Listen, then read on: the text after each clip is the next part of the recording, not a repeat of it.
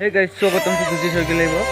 তো আমাৰ ইয়াতে ৰাস বুলি ক'লেতো আচলতে নলবাৰীতে ৰাস বুলি একদম ডাঙৰ ৰাস হয়।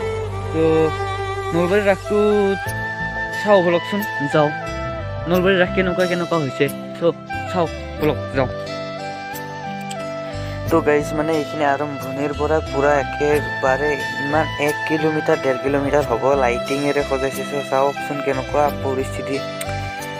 ইয়াতে গ'লে তাৰমানে মানুহৰ এইখিনিতে অলপ মানুহ কম আছে আৰু আগৰ ফালে যাই কাৰণে মানুহ দেখা পাব ৰ'বচোন আপোনালোকে।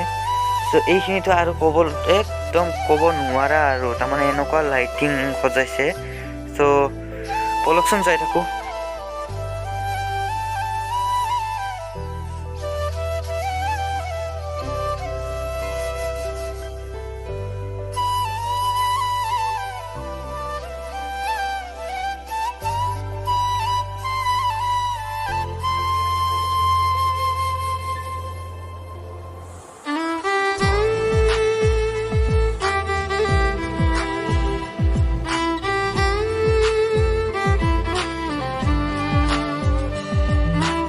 তো গাইজ মানে মানুহ চাওক না, কিমান হাজাৰ হাজাৰ মানুহ, ইমান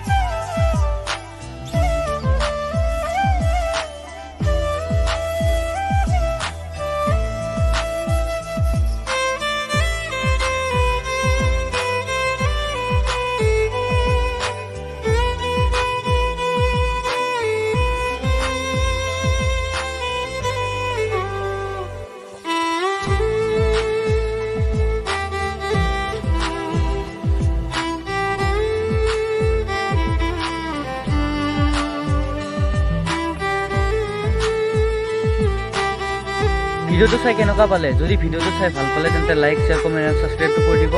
অতি সোনকালে নগাঁৱত গৈ আছোঁ আৰু আজি গৈ আছোঁ গৈশ্বৰৰ ভিডিঅ' পাব, গৈশ্বৰৰ ৰাস কেনেকুৱা হৈছে।